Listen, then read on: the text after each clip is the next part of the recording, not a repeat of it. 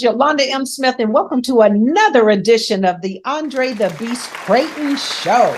And my co-host, he's the co-host today. Yeah. Andre, I'm a co-host too, by the way. We've got a special edition show for you today. As a matter of fact, we've got a guest. Her name is Dyamond Wilson. She is a student over at Ivy Tech, but she's also a mom and she works in the dental field. So many facets to this beautiful young lady.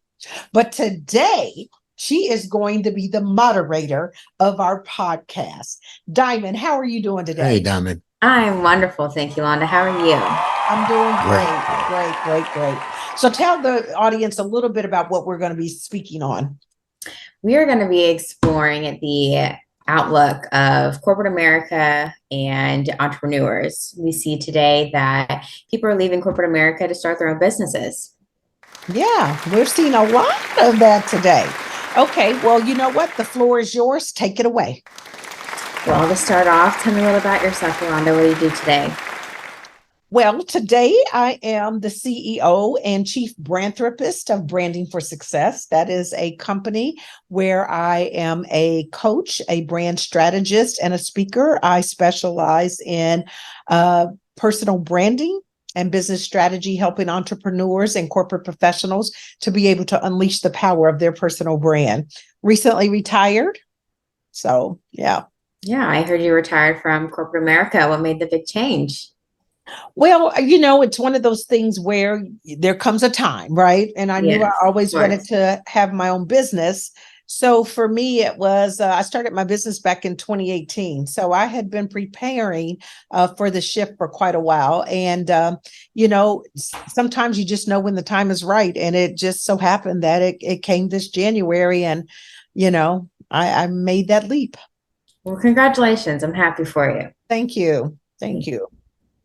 So with that, I hear that there is this big talk about a gig economy. Have you heard of it?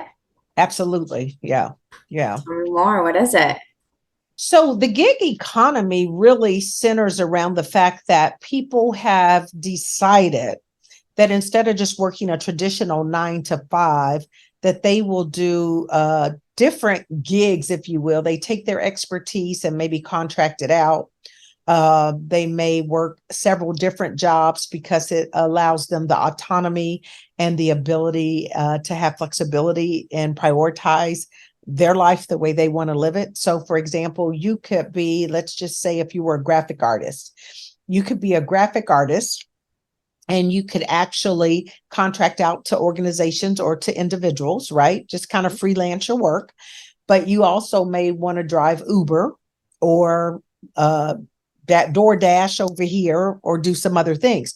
So it's like they feel like they get freedom of the time. People feel like they get freedom of the time. They can still prioritize the things that are important to them. So if that means going to a kid's game or doing some things like that, and quite frankly, they're making the same amount of money overall that they would have made sitting in the chair with the butts in the seat from 9 to 5. I see. So with that, though, for how you say that they're contracting their own gigs, do you see stress involved with that? I could see myself stressing if I had to worry about how many gigs I would get that week or how to make those ends meet. Well, I think that there's preparation and planning to anything, and you've got to be strategic and intentional about how you go about it. So I think that really, it's you being able to articulate your value and sell yourself to other people and build your brand in a way that people know who you are so that, you know, you're sought after versus chasing business. So it's going to be a fine art. Obviously, if you're just starting a business, it takes some time to build up and ramp up. But once you ramp up, you start to get a reputation, and that's a positive reputation. Then it's very easy to see how people will be seeking you out. Or there's platforms that you can be a part of that guarantee that at least there's an opportunity for people to get you. So things like Fiverr and Upwork and those type of platforms where freelancers go and offer their services, and you as an individual don't have to look all over. You go one place to find them. I see. So I love how you say that is they're hard workers and that they're doing their own thing. Why do you think people are leaving corporate America today? Oh, Well, there's probably a plethora of reasons, but one, COVID happened, right? Hmm. And COVID created a huge shift. And in Big that scare, shift, really. huh? A big scare, really. Yeah, it was very scary, but in the midst of that scariness, we were all isolated and had to hunker down, right? So people were at Mhm. home. And being at home gave you an opportunity to really rethink some things. And perhaps you really understood how much you were missing out on your kid's life by working so much. And we had been a society that had put so much focus on career advancement. Everything was about, your career. And I think what happened is some people realized I don't need all that. I want to make a good living for my family, but I don't want to miss out on my family as a consequence of me trying to make, advance my career. I think the other thing that you see has to do with leadership and the culture of organizations. And through this prioritization, I think people enjoyed the freedom of working from home, or at least working maybe in a hybrid environment. And for those organizations that chose not to allow that to remain, you saw a lot of people take off because they realized that they want a different lifestyle. With that leadership, I think a big role in that is what we call quiet quitting. They kind of push their way out, and those leaders aren't really leading anymore. They're coming in, doing what they need to do, and aren't leading their team.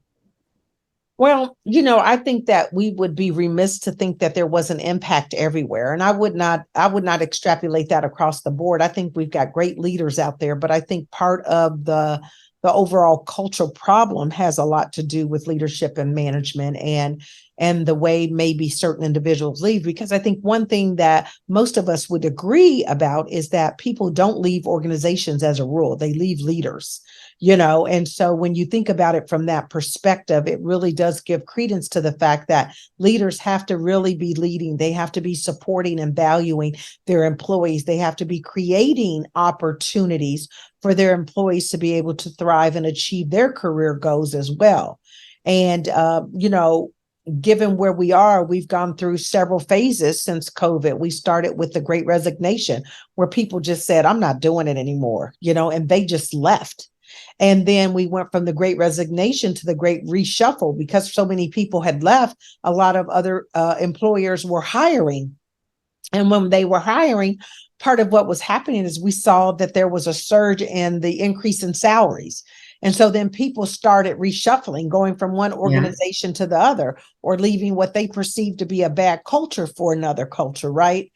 And then as that sort of settled in, that's where what you referenced, the quiet quitting, came in. Now, quiet quitting too is where not just leaders, but it's employees that feel like maybe they don't have the entrepreneurial desire, Mhm. but they're not really happy at their job. So instead of leaving for whatever reason, they could be on the cusp of retirement. There could be other factors at play, other family obligations that would prevent them from moving or going, somewhere else. But they're just saying, I'm going to do the minimum necessary. I'm no longer willing to give you 110, 150% of me. I'm not willing to work from 8 a.m. to 9 p.m. anymore. You're going to get the minimum. You'll get your 8 hours. I'll do what I can do in the 8 hours, and whatever's left over, it gets prioritized for the next day. With the difference of prioritizing, of having your own business, you are in charge of that yourself. So I think why a lot of people are more successful today is having those small businesses. They prioritize their own success.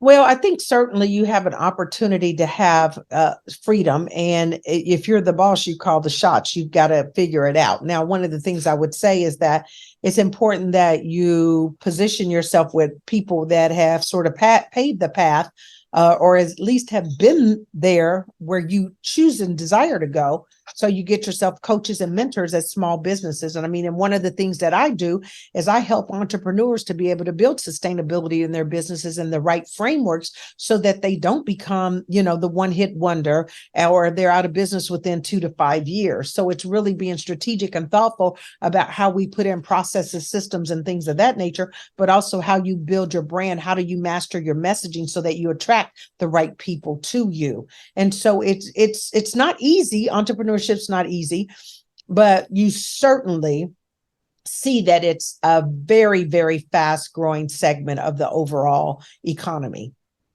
I read the fastest growing population is the Black woman force. What's your opinions on that? Diamond, you're absolutely right. I think that from the research that I've done and the studies that I've seen, African-American women are the fastest growing segment in entrepreneurship. Women as a whole is leading the pack. But the African-American woman more so. I think when it relates to what would drive that, I think it has a lot to do with gender, first and foremost, because all women sometimes struggle and are met with resistance within, the workplace, and also oftentimes have that glass ceiling, placed in front of them. When you add on top of that color, and we know that racism is still prevalent and definitely prevalent in the workplace, I think it makes it more challenging for Black women to really be able to get where they would desire to go when they're working in corporations and so forth. So they've opted to take their talents and really be able to monetize their strengths in their entrepreneurial suits. And they're having great success at doing it, great success. And not just the flexibility and freedom, but they're making lots of money, more so than they were being paid, because they felt undervalued. They felt underappreciated. Oftentimes, as Black women, we feel invisible, and so overlooked. There's nothing worse than constantly coming in second on the job interview, not getting the promotion, but that you're working harder than most, and yet you still face these challenges of equity. How do you think that impacts our economy today?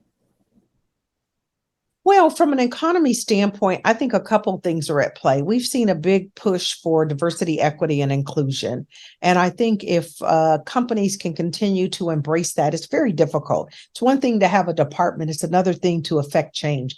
And so I think that, companies are trying. They're trying to put programs in place that educate, as well as equip, leaders and other employees to make sure that everybody can feel valued, welcome, heard, visible, have equal opportunities.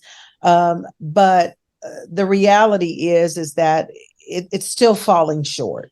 And so when you think about the economy, though, if we could get people to really understand the value of having diverse teams, I think they would understand that it's very profitable for organizations. And there's data out there to suggest that diversity actually does really increase the profitability, because you have difference of thoughts. Think about it. If everybody's sitting around looking the same, thinking the same, how much are you really innovating? You know what I mean? How much innovation can take place? It's when you bring in different experiences, cultures, and things of that nature, that the magic starts to happen, but I think it's going to be interesting to watch over the next several years, just to really see how economically this plays out, particularly for small businesses, as well as corporations. Thank you. Well, that actually wraps up the end of my questions. Do you have anything to add before we wrap up today? Well, no, I would just say to you, it's been a pleasure, and I wish you well in your endeavors, and, you continue to pursue your path in life, and do good things, just to know that we can do anything that we put our mind to, and it's yet to play out how this would look. But I appreciate you taking over the show today, and thank you. Being a part of it. Thank you. I wouldn't have it any other way. And I hope to see you at one of your speaking events. Thank you. Appreciate that. So this has been another episode of the Andre the Beast Crayton Show with our host, Dyamond Wilson. Tune in for the other shows. Please don't forget to like, subscribe, and comment.